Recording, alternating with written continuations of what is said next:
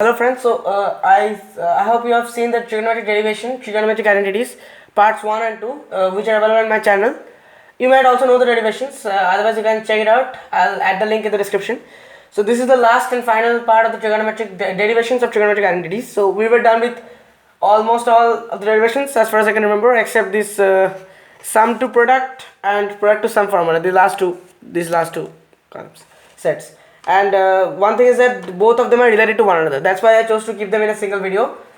And yeah, there is no need to memorize this formula. There is nothing to memorize. Only you should memorize this basic quotient identities. Tan theta is tan is sine over cos. Cot is the reciprocal of tan. Cosec is the reciprocal of sine. Sec is the reciprocal of cos. And sine and cos. And as for those addition and subtraction, just remember cos of a plus b and sine of a plus b. Then you can easily derive the everything else. Okay. Even those things you can derive, but the derivations are a bit lengthy. That's why. Otherwise, I don't ask people to memorize formula. I hate that. By the way, I already discussed it still. Only for cos and the sec. Sec is the reciprocal of cos. If we have cos of minus x and sec of minus x, that will just give us cos of x and sec of x. For any other function, say we have sine of minus x, that will give us minus sine x. Cosec of minus x minus cosec x. Tan of minus x minus tan x. Same with cot. So now before we start with the product of some formula, so what does the name suggest? We will have a product of some sort of trigonometric functions, and we'll get us like our RHS should be in terms of like a sum. So let's start with sine first. So what is sine of a plus b? Already derived in part 1. Sine a cos b, sin a times cos b plus cos a times sin b, whereas sin of a minus b will be just sin a cos b minus cos a sin b. Now if we add these two equations, we have sin of a plus b on the LHS plus sin of a minus b, which is just equal to by the way, if I add them, these two terms will these two will cancel each other out. Both are cos sin b and we have a plus and minus. So 2 sin a cos b. Now this thing sin a cos b, it's a product, and this is basically a sum. So we usually we write it as sin a cos b is equal to half of this thing. That's the same thing as writing this thing is equal to 2 times sin a cos b. Okay, that's the first identity. Now if we subtract these two equations, we will get sine of a plus b plus sine of a minus b, right? Sorry, minus sine of a minus b will give us, in this case we have a minus here, so these two terms will cancel each other out and this will just become plus, so 2 cos a sine b. So this is just half of sine of a plus b minus sine of a minus b is cos a sine b, which is the second identity. So 1, 2. So these are the basic product to sum formula, and now we'll be dealing with cos. Now here's one thing, when you're trying to derive the product to sum for cos, it's convenient to write cos of a minus b before cos of a plus b. Like in this case we wrote sine of a plus b above sine of a minus b. In case of cos we'll do the opposite. Anyway, it's convenient. That doesn't mean you have to do this. Mathematics is always about experimenting. You should experiment new ideas. There is no hard and fast rule. There are many ways to derive a possible formula. I'm just saying that it's convenient. Okay. Never memorize derivations. Just see the derivation and understand it in an intuitive way. Never memorize derivations. And obviously never memorize formulas except the very basic fundamental ones. Cos of a minus b is going to be, what's that? Cos a cos b plus sin a sin b. All these derivations are there in the previous parts. Cos of a plus b will be cos a cos b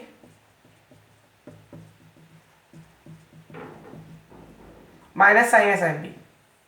Okay, now if we add these two equations, we get cos of a minus b plus cos of a plus b is equal to, in the this will equal, obviously this thing will cancel each other out, these two terms will cancel out, so 2 cos a cos b, which implies that cos a cos b must be half of this thing. And similarly if we take the difference now, in that case these two will cancel each other out, and we'll left with, just a sec, in this case we have cos of this thing, you can also write as cos of a plus b plus cos of a minus b, but This is here is a minus sign here. Okay, so be very careful. A plus b minus cos of a plus b is, in this case we have sin a sin b, 2 sin a sin b. So sin a sin b will just be half times this. Let's check all these things we have derived. You can see the number 2 under number 2. Cos a cos b is half cos of a minus b plus cos of a plus b. That's what we have written here. Sin a cos b, sorry, sin a, these two we have already derived in the previous some minutes before. You can check it out. And for sin a sin b is just half cos of a minus b minus cos of a plus b. You can check it out. The first one under product to sum. Okay, now as for the sum to product formulas, I already told you that they are related. So we can, once we have derived all these things, we can use this product to sum things, identities for sum to product. So the concept is just opposite. In this case, our LHS will be some sum, and we'll get a product as our answer, right? So for instance, we want to figure out what sin a plus sin b will be. Right? So we already saw that in this case, sin a cos b is half sin a plus b plus sin a minus b. So for convenience, because we have already used a b here, let's replace a with alpha and let's replace b with beta. So sin alpha sin beta. Now from here we already know that sin a cos b is gonna be half, or just 2 sin a cos b is gonna be sin of a plus b plus sin of a minus b, right? Simple. So now you assume a plus b to be alpha and a minus b to be beta. So our RHS is just these things which we need to find, in fact sin alpha plus sin beta. So we need to now see, if a plus b is alpha, this implies that a is alpha minus b. Now okay, equation 1. Also we have a minus b is beta. So from 1 we can write, so anyway, okay, so from this equation we can put this value of a in place of the a here. So alpha minus b, not beta, alpha minus b, that's alpha minus 2b essentially, is equal to beta. Alpha minus 2b is beta. Now if that is the case, that means what? Minus 2b will be beta minus alpha, or 2b will be, if we multiply minus 8, will just, the signs will get interchanged. So alpha minus beta, or b will be alpha minus beta by 2, the whole divided by 2, alpha minus beta over 2. So we derived this, we got the expression of b. Now what is a? From, you see question 1, a is already alpha minus b. So a is alpha minus b. So b is alpha minus beta over 2. That means this is just alpha minus alpha plus beta over 2. If you just, or 2 alpha by 2, I'm just taking the LCM and no problem. So 2 alpha minus alpha is just alpha. So alpha plus beta over 2. A is alpha plus beta over 2. So you see, anyway, so I'm just rubbing this part.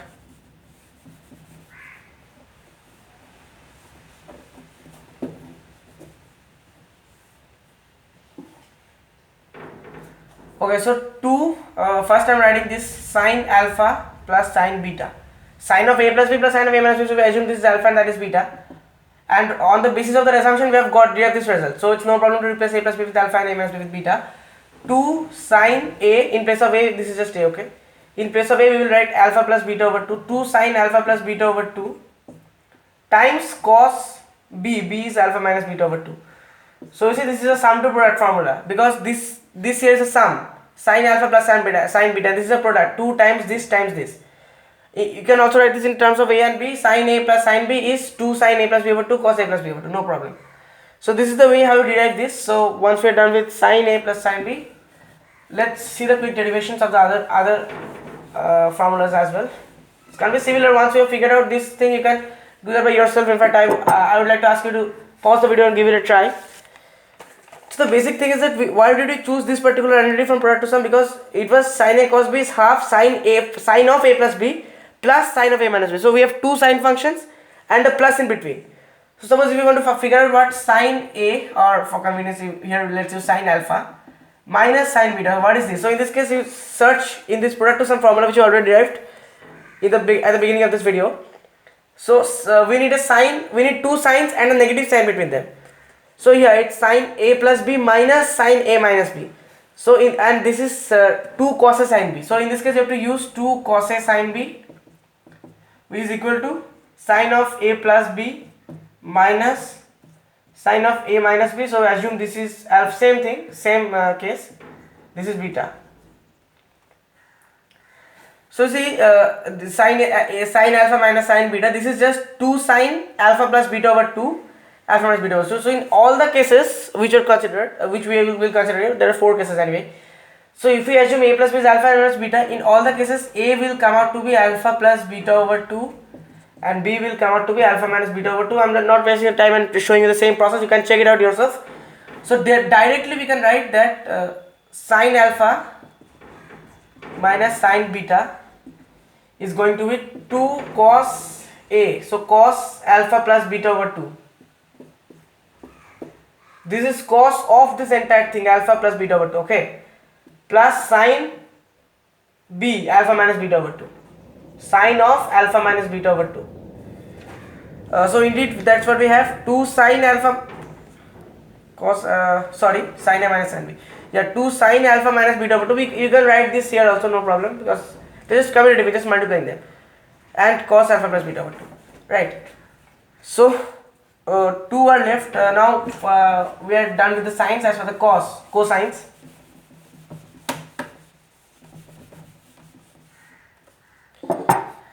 So in this case we have in the first case sin a sin b, 2 sin a sin b is cos a minus b minus cos a plus b. So that's essentially 2 cosine functions with a negative sign between them. So we can write it as cos alpha minus cos beta, which will be 2 sin a sin b, sin a sin b. So what did I say? A will always be, in this case, okay, alpha minus beta, alpha plus beta over 2. So 2 sin alpha plus beta over 2, sin alpha minus beta over 2. So yeah, cos a cos b is, there will be a negative sign. Negative sin alpha plus beta over 2, sin alpha minus beta over 2. As for the, why there will be a negative sign? See, you can just check out the derivation. Cos a, yeah, we are writing it in this form, so there will be a negative sign basically. Yeah, it will come negative because let's derive it anyway. So cos a minus cos b, let's see, I'll show you why it is. Cos a minus b minus cos of a plus b. So 2 sin a sin b, right? It's going to be cos a minus b. See, in this case, cos of a minus b minus cos of a plus b. So obviously we will have a negative sign, because see, in all the other cases, first we, like all the other cases, we had either a plus sign, so it doesn't matter. And in the case of sin a minus sin b, we first had sin a plus b, then sin a minus b. But here we first have sin a minus b, and due to that, by virtue of this negative sign, negative symbol sign, we can't just write this as cos a plus b minus cos a minus b, obviously. So I am showing you the derivation, that will be alright. So cos, let this be alpha beta in this case, okay. So we want to figure out what cos alpha minus cos beta is, okay, as a product formula. So if a minus b is alpha, so a is alpha plus b, not alpha plus beta, alpha plus b. And in this case, if you put the value a plus 2b, excuse me, sorry, alpha plus 2b, because a plus b, so a is itself alpha plus b, so alpha plus b plus b, so alpha plus 2b is equal to beta, or 2b equals to is equal to beta minus alpha, but we need to express it as alpha minus beta. So what can we write? Minus 2b is equal to alpha minus beta, obviously. So beta will be, or minus b will be alpha minus beta over 2. Okay, so here we have sine b. Now sine of minus, I already told you the cosine of minus x is just cosine x. But sine of minus x is going to be negative sine x. So we will have a negative sign here on the outside, and then we can express it as usual. So only b will be alpha minus beta over 2 in this case, only if there is a negative sign, otherwise it will not be alpha minus beta over 2, as I told you. So only then there will be a negative sign, so that's why we have a negative sign, and the rest you can derive anyway. So a is just, what is a is alpha plus b, so a is alpha plus b, so minus b is this thing, so plus b is we can just there will be minus sign here, alpha minus beta over 2, or 2 alpha minus alpha plus beta over 2. So what is 2 alpha minus alpha? Just alpha plus beta over 2. So yeah, no problem with A. A is giving us alpha plus beta over 2, which is as expected. So in this case, so that's why we'll have a minus sign here. So minus 2 sine alpha plus beta over 2 cosine, sorry, not cosine, in both the cases we have a sine in this case, b which is alpha minus beta over 2. So to keep b in this form, we must like have a negative sign here, and that's what is all this? This is cos alpha minus cos beta. Okay, yeah, cos A minus cos B. Here A is alpha, is beta you can ensure because we have derived in terms of alpha and beta because we have already used A and B here. So cos A minus cos B is negative 2 sine A plus B over 2 sine A minus B over 2. That's correct.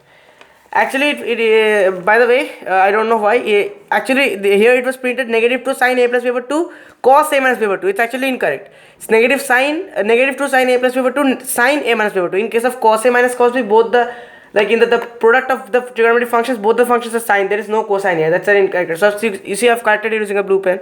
Anyway, okay. So we derived this, and for cos A plus cos B, we can use we can derive it in the same logic. It will be easier because see, cos A plus cos B here, cos A cos B. In this case, we have cos A minus B plus cos A plus B. So anyway, there is a plus. So we can write it as cos A plus B plus cos A minus B. We have two cosine functions and one plus in between. That's all we want. So this is 2 cos A cos B. So obviously 2 cos A cos B means 2 cos, in this case A will come out to be alpha plus beta over 2 and cos B. So alpha minus beta over 2, which is equal to cos A alpha plus cos beta. So that was all about the derivations of the trigonometric identities. Please check out the parts 1 and 2 in case you haven't, and I would personally ask you to check out part 1 because that's a geometric derivation, and what I love about geometry is that obviously it's a visual concept. Geometric derivations are obviously much more interesting, much more enjoyable than these kind of derivations. And anyway, in part 1 I have derived the most fundamental identity, sine of A plus B, cos of A plus B. So there we have to use geometry, and if that is not clear to you, then you will not be able to make sense of all this. So that's all for today's video. Thank you very much.